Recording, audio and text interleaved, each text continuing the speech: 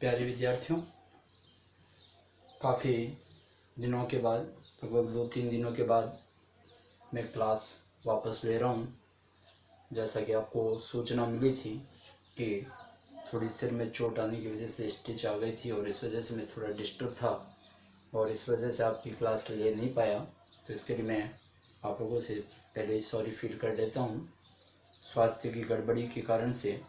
लेकिन आज हम वापस क्लास को प्रारंभ कर रहे हैं और आज हम जो एक्सरसाइज लेने जा रहे हैं वो एक्सरसाइज इतनी इम्पोर्टेंट एक्सरसाइज है जो कि हम 7th में पढ़ चुके हैं और 8th में हम उस एक्सरसाइज का दोबारा रिवीजन करने जा रहे हैं। 7th में भी ये एक्सरसाइज आपके थी, 8th में भी ये एक्सरसाइज है और आने वाली क्लासों में भी आपकी ये मैथ के अंदर एक्सरसाइज आपको पढ़ने को मिलेगी। एक्सरसाइज बहुत इम्पोर्टेंट है। 7th में हमने ये एक्सरसाइज पढ़ी थी और मैंने ही आपको पढ़ाई थी।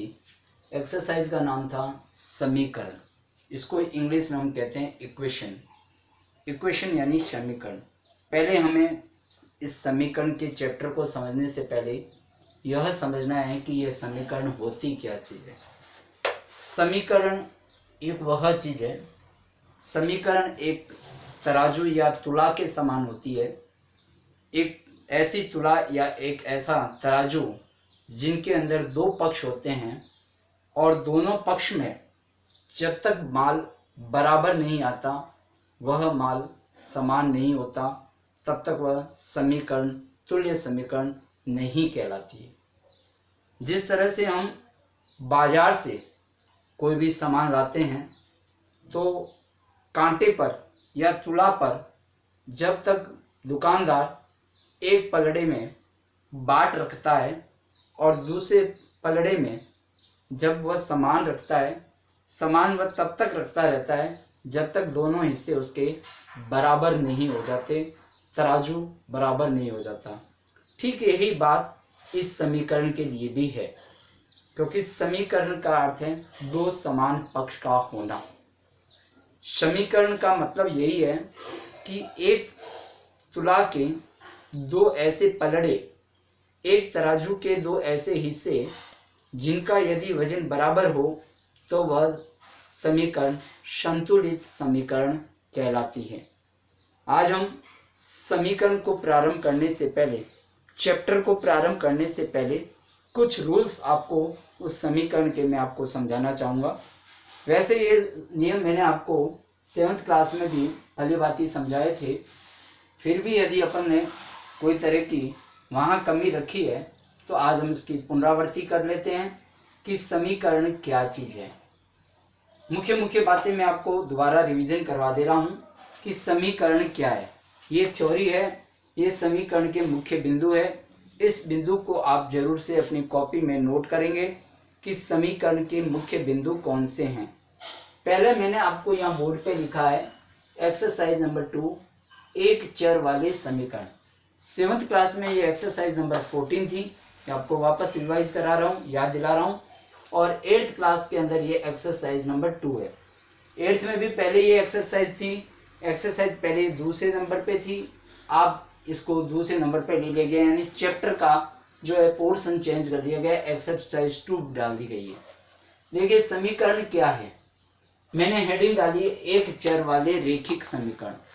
समीकरण के बारे में जैसे दिमाग में आता है, मैंने आपको पहले बताया कि समीकरण एक ऐसी तराजू है, एक ऐसी तुला है जिसके अंदर अपन इस प्रकार से एक मान लीजिए तुला बना रखी है और ये कांटे के दो बाट के हिसाब से दो हिस्से बने हैं। तो एक में यदि हमने सामान के लिए बाट रखा है तो दूसरे में जब तक माल बराबर नहीं डालेंगे, बैलेंस बराबर नहीं होगा, वो हमारी समीकरण तुल्य समीकरण नहीं मानी जाएगी। ठीक है, अब ध्यान दीजिए समीकरण के मोस्ट नियम। वैसे काफी नियम है लेकिन फिर भी मैं आपको मेन नियम आपको दोहरा दे रहा हूं। पहला नियम मैंने लिखा है, यदि समीकरण की घात 1 हो तो उसे रेखिक समीकरण कहते हैं। बहुत ध्यान से और बहुत तसल्ली से धीरे धीरे करेंगे अपन इसको। यदि समीकरण की घात 1 हो तो उसे रेखिक समीकरण कहेंगे। नंबर 2, यदि रेखिक समीकरण में केवल एक चर हो तो उसे एक चर वाली राशि समीकरण माना जाता है। चर और अचर के बारे में आपको पता होगा। अपन एक तरफ x y z लिखते हैं अंकों के साथ और एक तरफ साधारण अंक लिखे जाते हैं। तो साधारण अंक अलग चीज होगी और x y z जो उस संख्या के साथ होता है वो चर राशि वाली समीकरण के तुल्य माना जाता है। फिर मैंने यहाँ लिखा यदि समीकरण में केवल एक चर हो तो एक चर वाली राशि के रेखिक समीकरण कहलाते हैं। धीरे धीरे आराम से गहराई से इसको समझते चले जाए। दूसरा, वह मान जो समीकरण में चर के लिए प्रतिस्थापन करने पर बायां पक्ष LHS और दायां पक्ष RHS हो उसे समीकरण का मूल अथवा हल कहते हैं। देखिए ध्यान दीजिए, दो शब्द बार बार काम आएंगे आपके, एक RHS और एक आएगा LHS। सबको पता है, मुझे पता है, इस सबको इसका नॉलेज होगा।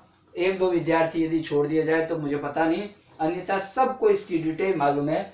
LHS और RHS की फुल फॉर्म क्या होती है? RHS का अर्थ है लेफ्ट हैंड, सॉरी ये R है राइट हैंड साइड और ये है लेफ्ट हैंड साइड। ये दो पक्ष होते हैं समीकरण के। बराबर का जो पक्ष होता है, ये बराबर का चिन्ह होता है, ये समीकरण के लिए होता है। ये बराबर इक्वेशन के लिए है। बराबर का इधर जो पक्ष है अलग है, ये पक्ष अलग है। ये हमारा पक्ष जो है, ये पक्ष और ये पक्ष, ये दोनों पक्ष बराबर होने जरूरी है। ये दोनों पक्ष बराबर होंगे तभी वह समीकरण तुल्य समीकरण मानी जाएगी। दोनों पक्ष बराबर होने पर वह समीकरण जो आपने मान निकाला है वह आपका मान सही होगा। ठीक है ना? अब चलते हैं आगे की तरफ। समीकरण में संख्याओं के जैसे ही चर भी एक पक्ष से दूसरे पक्ष में पक्षांतरण किए जा सकते हैं। पक्षांतरण कह दीजिए, चाहे हम इसको स्थानांतरण भी कह सकते हैं।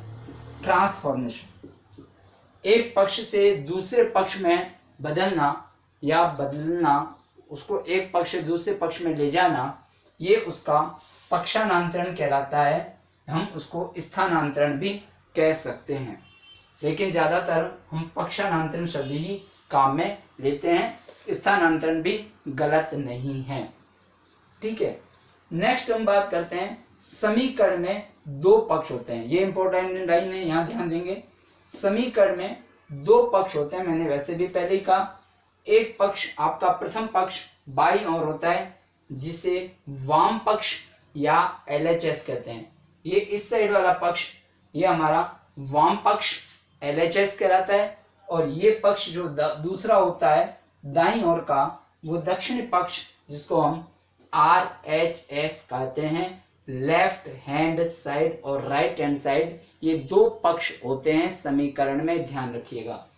ठीक है, और इन दोनों के बीच में बराबर का चिन्ह अवश्य होता है। ये बराबर का चिन्ह इसीलिए होता है कि समीकरण को संतुलित कैसे किया जाए, क्या समीकरण संतुलित है या नहीं है, इसका पता लगाने के लिए ही ये बराबर का चिन्ह लगाया जाता है। यहाँ मैंने एक पॉइंट और लिखा है, दोनों पक्षों के बीच बराबर का चिन्ह बता दिया मैंने। फिर मैंने लिखा है समीकरण को हल करने के लिए उपयुक्त जो विधि होती है उस विधि का नाम तुला विधि कहलाती है, जो आपने 7th में पढ़ी है और मैंने आपको बहुत अच्छी तरह से पढ़ाई है। तुला विधि, तुला का अर्थ क्या बताया मैंने? तुला का अर्थ है तराजू। तराजू के रूप में, कांटे के रूप में, ताकड़ी जिसको मारवाड़ी में कहते हैं तुला, वो तुला है। उसको बराबर करने के लिए ही हम इस समीकरण को हल करते हैं और ये ही हमारी तुला विधि कहलाती है। ठीक है, अब आगे हम थोड़ा बढ़ते हैं, थोड़ा सा और आगे डिटेल में चलते हैं।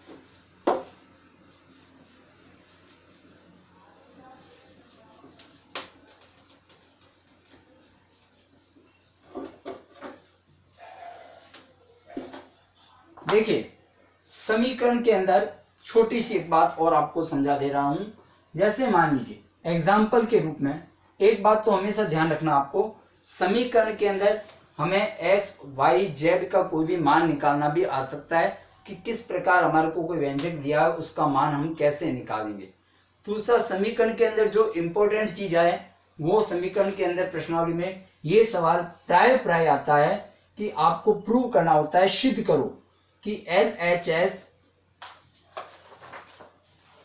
आपके ये सवाल आता है कि LHS और RHS को प्रूव करना है यानी सिद्ध करना है। कई बार क्या होता है आपको दोनों हिस्से दे दिए जाते हैं सवाल, और वो आपसे ये कहने को कहता है कि सिद्ध कीजिए कि आपका LHS और RHS पक्ष बराबर है या नहीं है।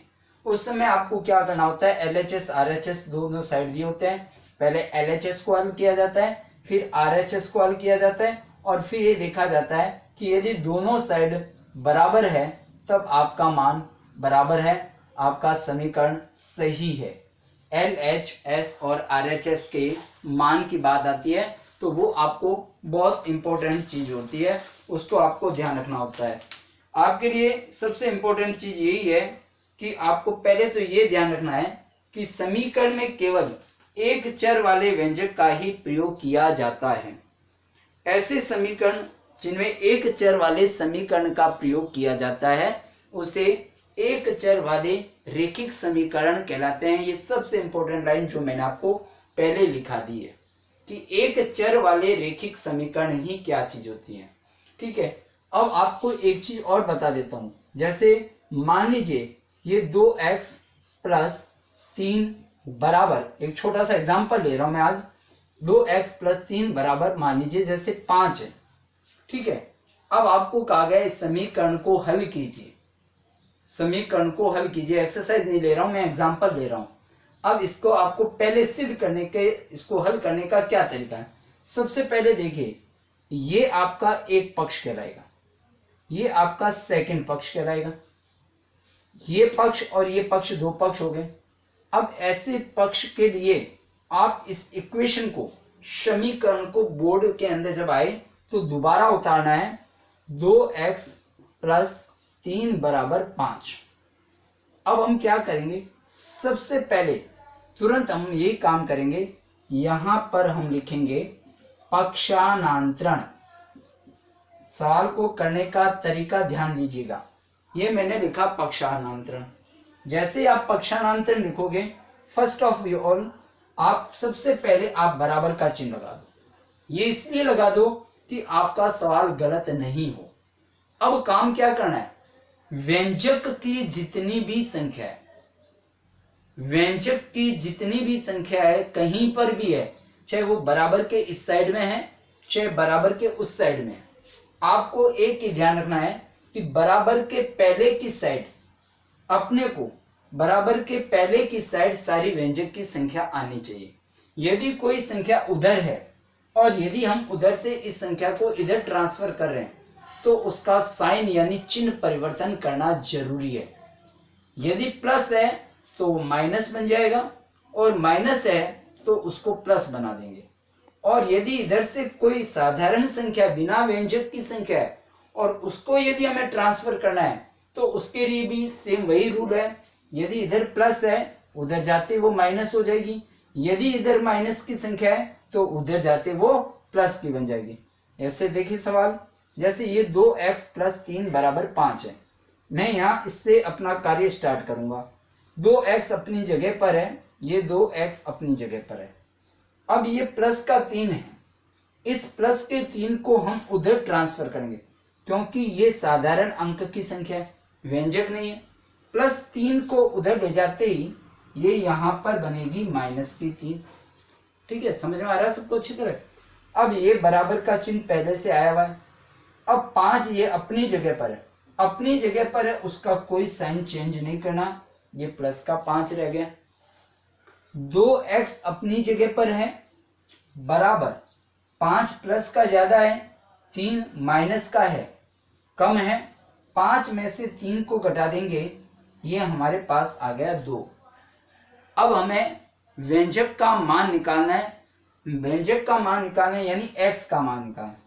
x बराबर 2 ये वाला, और व्यंजक के नीचे जो व्यंजक साथ में आया हुआ है उसको लिखा जाएगा 2, और ये 2 से 2 कट गया, यानी x की वैल्यू कितनी आ गई? 1 आंसर आ गया।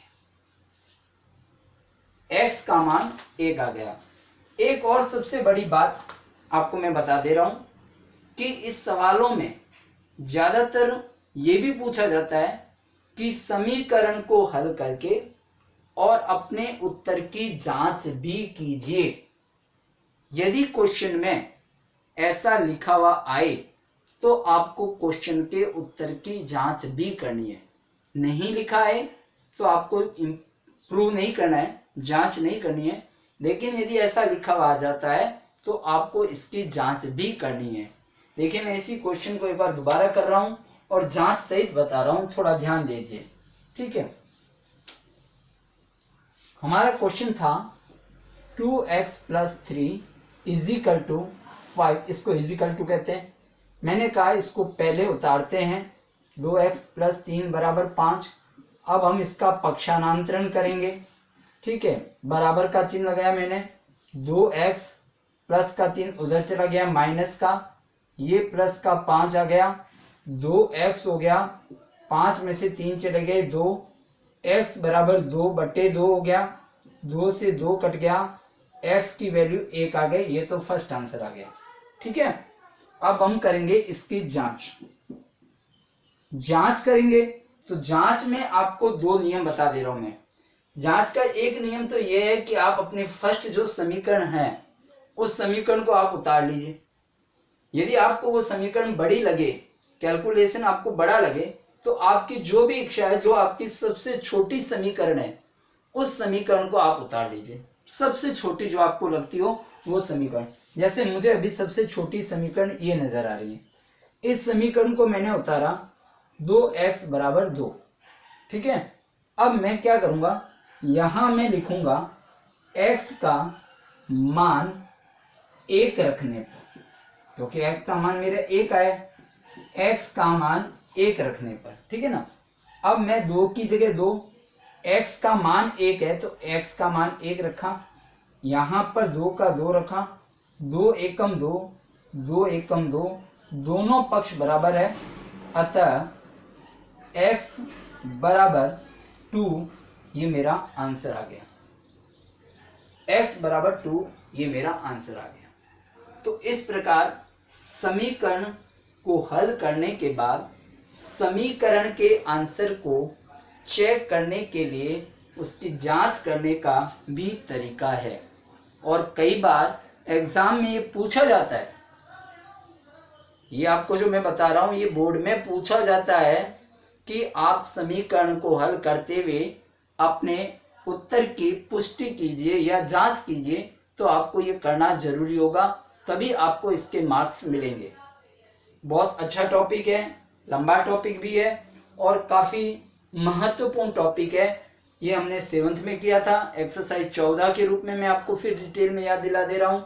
अभी हम एक्सरसाइज कर रहे हैं 2nd के रूप में, एक चर वाले रेखिक समीकरण।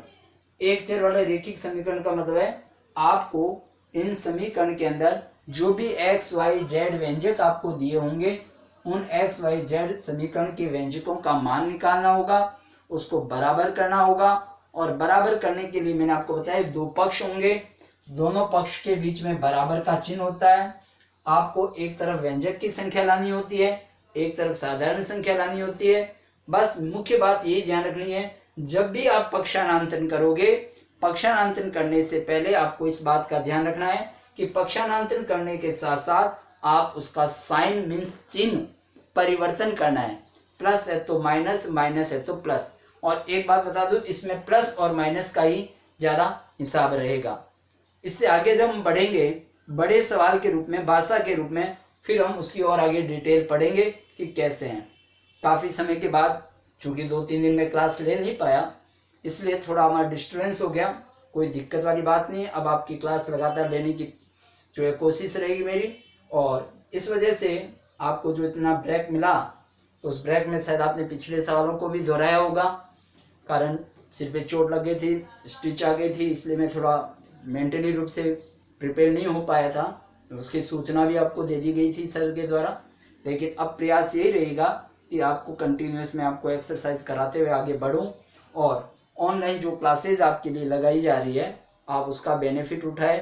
आपको जिन सब्जेक्ट की क्लासेज लग रही है आप निश्चित रूप से फ़ायदा उठा रहे होंगे और मैथ की क्लास का विशेष रूप से फ़ायदा उठाएं, क्योंकि जब तक अपनी ये स्कूल नहीं शुरू हो पा रही है यही हमारे पास एक बेस है, यही हमारे पास आधार है कि हम अपनी पढ़ाई को डिस्टर्ब ना करें और लगातार इस परीक्षा की तैयारी को पूर्व से ही करने में लग जाएं।